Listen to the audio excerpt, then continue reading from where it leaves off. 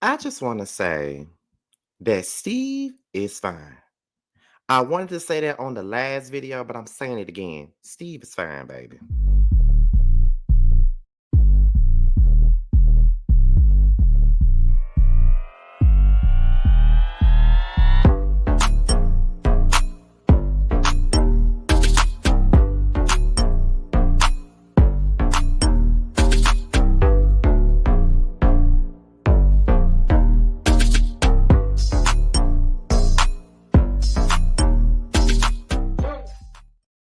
And what's going on, you guys? It's be your boy, Scotty by Nature TV, and we're here for a brand new review of Married to Medicine. Okay, what is going on, you guys? I hope you guys are having a wonderful, wonderful Sunday, and I intend on doing the exact same thing. What is going on, you guys? Now, before we get into anything, y'all do know what's going on right now, and that is the Boss Babe Awards, honey. Okay, I am nominated for Content Creator of the Year, child. I am nominated.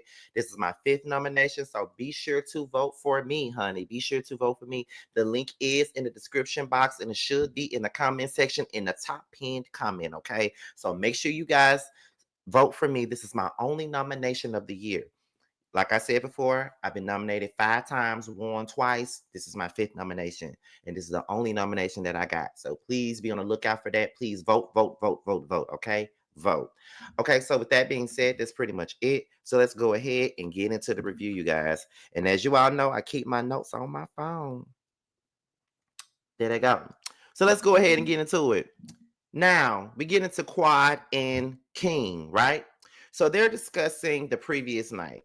You know, all the drama that went down with Quad, Sweet Tea, and Dr. G or whatever. King thinks that the whole we fuck 15 times out the week fired Dr. G up, pretty much. And I sincerely believe that that kind of fired him up just a little bit. You know, it could be taken as if, Quad is trying to make him feel some type of way. At least I don't really think that that's what she's really doing. But one could say that Quad is trying to make him feel some type of way by talking about that, right? Um, Quad thinks that it's hard for Dr. G to see her happy. Like in her eyes, it's like he's not really over her. I don't know if he's not over her. I don't know if it's one of those situations where, oh, I still want Quad. I don't think that he still wants her. But in the same breath, I don't think that he cares to be in her presence. And I don't really think that he cares to see her in another relationship in her face. But we also have to be honest and say that, well, she had to sit there, watch you and Sweet Tea come on this goddamn show and flaunt and parade y'all relationship around. So it only makes sense for the same thing to be done on her end. It's only make you only doing the same thing. Well, she's only doing the same thing that y'all did when y'all first came back to this show, to be quite honest. She feels like I feel like Dr. G and Letitia is getting what they're getting. Okay.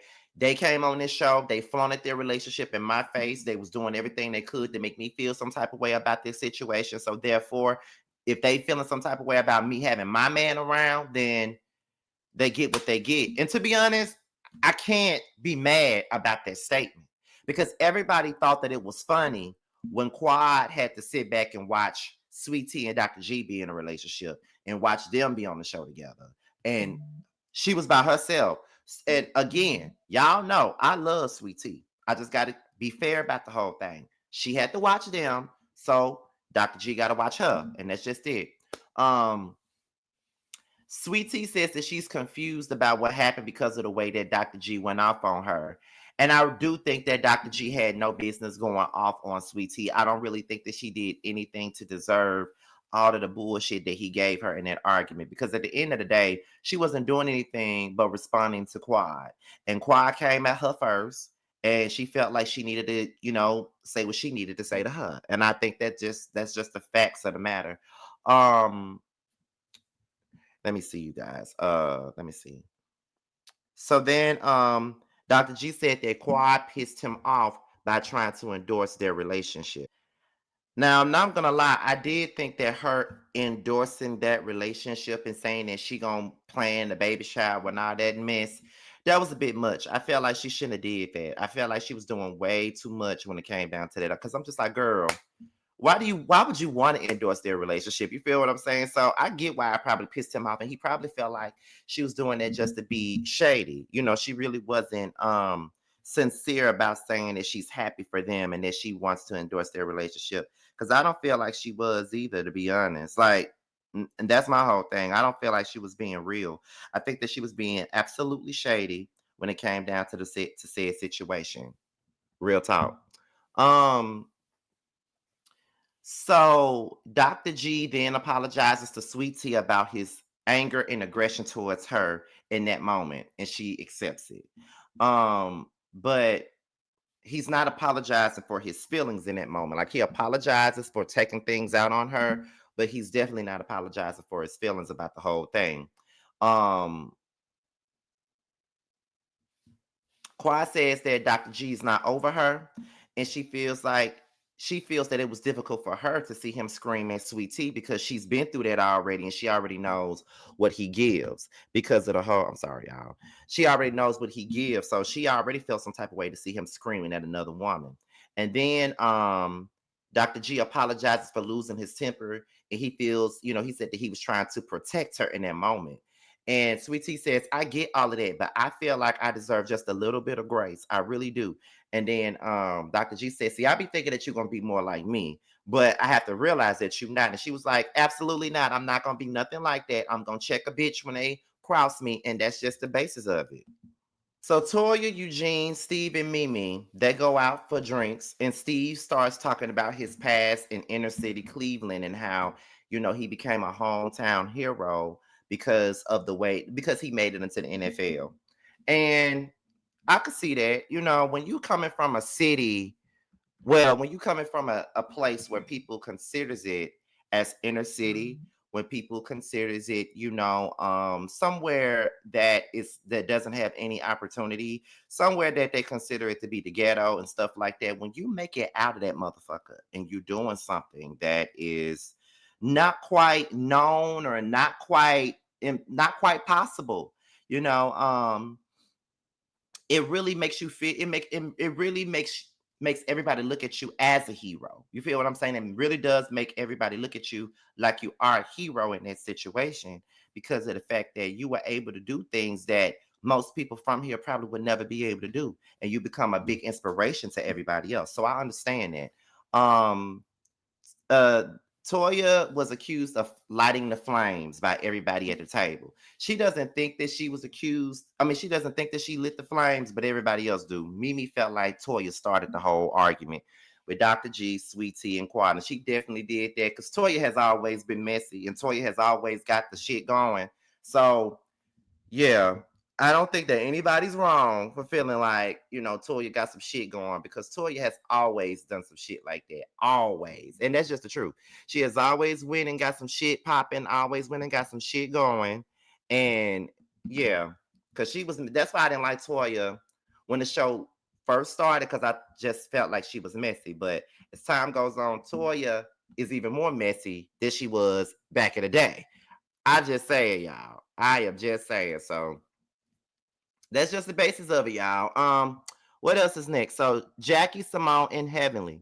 They discuss what happened last night. They talk about it. They do their thing with it. And the next thing you know, that's when Simone thinks that Quad and Dr. G they need a little bit of healing. I honestly agree with that. I don't think that they're necessarily over the things that have happened and the things that has went on as far as their marriage breaking up, as far as their relationship falling apart. I don't think that they're necessarily over it, if you ask me. I don't really think that they are. I don't think that they are. I think there's a lot of unresolved issues. I feel like there's a whole lot of bullshit that has transpired, and I don't think they're necessarily over it. I think they're both hurt individuals, and they're not going to admit to being hurt at all. They're not. They're not going to admit to being hurt in the least bit, but they're hurt. And if they wasn't hurt, they wouldn't even be acting the way that they are. So I definitely agree with Dr. Simone when she says that Dr. G and Quad need healing, and Quad needs healing too. Because yeah, you happy with King, and you got this fine specimen of a man, and he fine. He does everything that you need for him to do for you. You want to have a baby with him. all that. And while you just might be happy, because I don't think that you're not happy and I don't think that you're pretending. I still think you got a little bit of emotional baggage from your relationship with Dr. G. And I feel like that because of the way that you react to him and his marriage. I feel like if you really didn't, I feel like if you really let go of the baggage, y'all wouldn't be arguing about shit and y'all really wouldn't care about what the other one is doing. My opinion. Um, Heavenly says that Apollo was coming. Jackie thinks that it's not a good idea for Apollo to be coming. And I definitely agree. Simone actually thinks that it's jacked up that he's coming. And Jackie feels that Apollo will probably be jealous to see Phaedra with Shay. Okay. So it's time for the boat ride, and everybody's on the boat. And Phaedra says that she thought it was weird for Heavenly to invite Apollo on the boat ride. But why didn't you say that to Heavenly? Like you sitting up in the confessional, and then you're saying that, oh, I thought it was weird for Heavenly to invite Apollo on a boat ride. But if you feel some type of way about it, then why didn't you say it then? See, this is the reason why I can't stand Phaedra. Phaedra fake as fuck because she always says one thing and then she feels another way. If you feel like it's disrespectful and if you feel like it's weird, why don't you say that? So now you're sitting up here with hidden animosity towards this lady because she's inviting your ex-husband on his damn boat ride, which you got every right to feel some type of way about it, because why the fuck is Apollo significant to this goddamn trip? Why is he here? He ain't even on a goddamn show. Why is he here? Okay? Why is he here? I don't understand it either. I don't understand why the fuck he gotta be here in the least bit. The fuck he here for? So you got every right to be upset. And Dr. Heavenly is being messy. But I need for Phaedra to be more forthcoming about her feelings. And that was the problem with her and Candy falling out. In Candy's face, when Candy would ask her if they got an issue, she would say, oh no, there's no issue. But then she talked to Nene and like, I know all the people I thought it would have been Candy because I've been there for Candy. Girl, just be honest. What's next? So then Apollo and Shireen arrives, and then Phaedra tells the girls that Shireen is Apollo's wife. But in the confessional, she says that Shireen is Apollo's side chick that he was dating when they were still married. So there's definitely some bad blood there. Shek knows Apollo. Which we already knew that he knew Apollo because when him and Phaedra went out for a drink, he said that he knows Apollo. Apollo says that Phaedra said that Shek did not know him, but he feels like Phaedra is lying. Of course, this motherfucker lying. Phaedra been lying. It really tickles me when I see the people and I'm looking at Phaedra like a liar when I've been saying that this lady lies to the death of her all the time. But the people don't like it when you call shit out for what it is. That motherfucker is a liar. Phaedra is a big ass liar. She's a liar. That's just what it is, and I can't take it. She's a liar. Apollo says that Shek is his friend. They together every week. But he's out here with Phaedra. Shireen says that they are all close. Like her, Apollo, and Shek, they are all close. Shek be at their house. He spends holidays with them. Like he's really, really like family to them. So to see him out on this boat ride, frolicking around with Phaedra looks kind of weird and it looks kind of suspect. And to be honest, I'm not a fan of Apollo either. And I don't really know too much about Shireen either. But at the end of the day, it does look bad if you've been hanging with this man and he be at y'all house all the time. You be at this man's house for holidays with his wife and shit like that. But you out here dating his ex-wife/baby mama. That is kind of fucked up. And you ain't saying nothing about it. That's trifling. We just got to be real. That is trife for you to be doing it. Okay. Shek says that it was awkward to see Apollo and Shireen come in. It was very awkward and things like that. So there's this push-up contest that they're doing, and Dr. Eugene feels like the shit is stupid. And it is stupid, but they got to do what they got to do. You know how men get into pissing contests and shit like that. That's what they do. And Dr. G sitting up here doing his damn push-up saying, Letitia, Letitia, Letitia, Letitia. And I'm like, what are we doing this for? You feel what I'm saying? Like, what the fuck is this? And why are you calling out her name every time you do a push-up? You feel what I'm saying? But okay. So Dr. Damon gives King his just no, Dr. Eugene gives King his just due.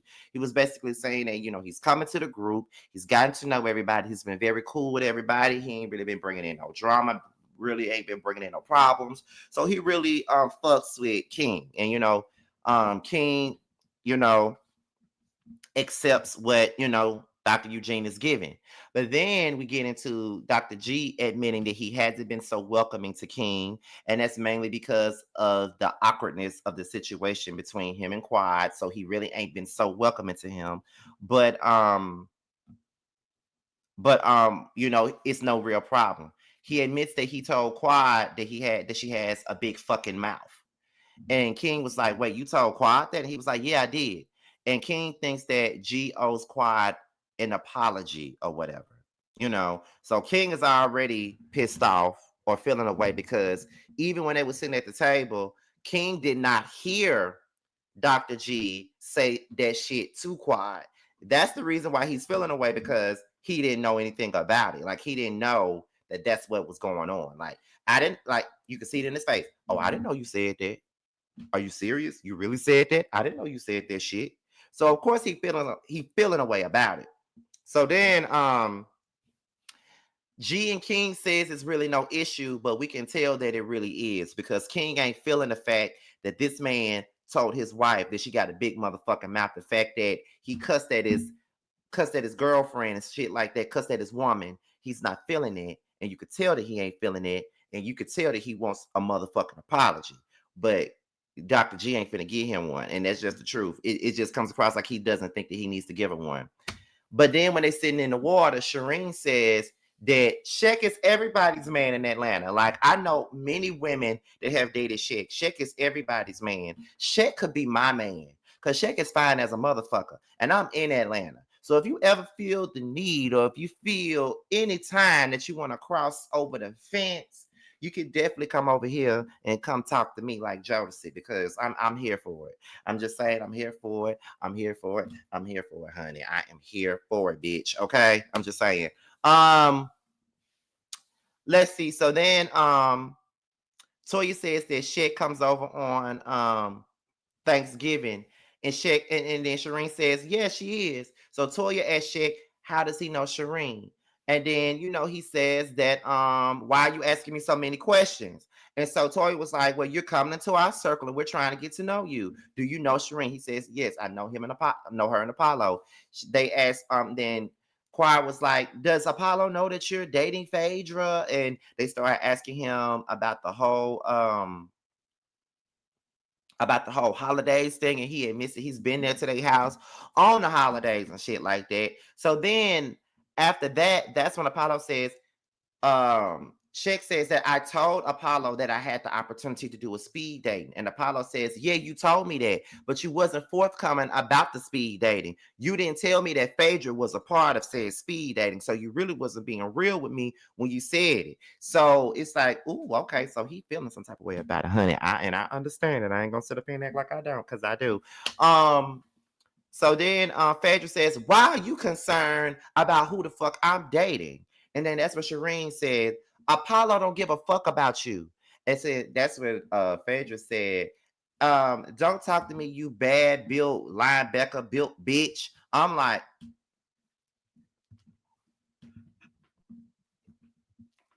not Phaedra going off on the girls. See, this is what I'm saying. This is the most interesting that Phaedra has been this entire time. Come on, Shireen and Apollo, put some fire up under that ass. Okay, put some fire up under that ass. And so, yeah, they continues to go back and forth. Phaedra feels like his mistress should not be talking to her. So then that's when Sweet Tea bring up the fact that Heavenly brought up Apollo. She was like, well, why would you invite Apollo? And then that's when Heavenly said, bitch, you don't address me. You don't motherfucking address me, bitch. And then that's when Sweet Tea and Heavenly start going back and forth. Now, Sweet Tea girl, read the room and stay out of it. I get it. Phaedra is your friend. Phaedra is your home girl. She your so-called ride or die, because Phaedra fake fuck. We all know that. But that's supposed to be your so-called ride or die shit. So I understand why you're trying to take up for her. But you already know how it's gonna go down between you and Heavenly. I don't even know why you even trying to play this role or play this game with this lady. You already know that this woman ain't finna say shit to you. She don't want you talking to her. So your best bet is to just leave well enough alone, child. Leave well enough alone. Don't address that woman. Don't say nothing to that woman, and everything would be kosher. That's just what I think about it, honestly, because we know what Dr. Heavenly gives, and that's just that. So then King decides to approach Dr. G while there's nobody else around, and he pretty much let him know, I'm gonna let the last night shit slide. But anytime that you feel like you need to address Quad, you need to address me. Dr. G feels like King is threatening him. But I don't think that King is really threatening him. I think that he's making a promise that if you even attempt to go out the line or whatever you're doing, that's not what you need to be doing. You need to if she come at you a certain type of way, then you need to address me. Don't talk to her. And so that's when Dr. G was like, who are you talking to? And then that's when King was like, I'm talking to you, motherfucker. And when I saw King come out that shirt and they was trying to hold him back and he ran over there towards Dr. G, I said, oh yeah, he with the shits for real. And that was the end of the episode, y'all. So y'all, that's my review of Married to Medicine, you guys. All I got to say is this. Be sure to vote for me, y'all. Vote for me for the Boss Babe Awards for Boss Babe Content Creator of the Year. The link is in the description box as well as in the comment section as a pinned comment. I need all your support, you guys, so make sure you guys get into it. With that being said, this is your boy, Scotty by Nature TV. Be sure to like, rate, comment, subscribe, share this video, and also click on the notification bell so you can be notified whenever a video drops. And if you want to follow me on any form of social media, my Twitter, my Instagram, and my TikTok will be down below. With that being said, you guys, your boys up out here, and I will see you guys on the next one. Bye, y'all. Leave the money on the dresser. Deep throat, use a lot of spit, make it messy. Slap it across your face, pull it out, put it back in. They call you gooseneck, cause she can make her throat big. Lockjaw, baby, gon' relax your muscles. You bought your best friend, shit, shorty, what you up to? Take one for the team and support your best friend. Show me how you eat that dick up on your knees with no hands. In your mouth like a motherfucking dentist. Dick move in like a motherfucking tenant. I get that bread, get that head, then I dash. I get my nut, then get back to the bag. And double back, hell nah, you ain't finished. Wanna feel the back of your throat, let me in it. Choke up on this dick, bitch, who you coughing at? Doobie, doobie, doobie, doobie, come and get this Scooby snack. Might suck dick for a living, might suck dick. Bitch, I eat. Bitch, I eat.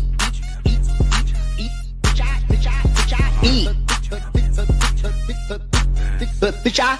You niggas ain't fucking with me. You know it's a hit when it's bands on the beat. Serve 'em up on my plate. And after saying my grace, I get the stuff in my face. Then got me scraping my plate, my plate, my plate. Bitch, I eat. Bitch, I'm the shit when I step in the room. Move out the way, it's big bands coming through. Fuck it up to the beat drop. Me and Vine got the streets locked. We on fire, got the heat. I serve 'em up cause I eat. Bitch, I eat. You can beat me, that'll be never. That'll be never. These bitches is salty, just add a little pepper. Devour the game.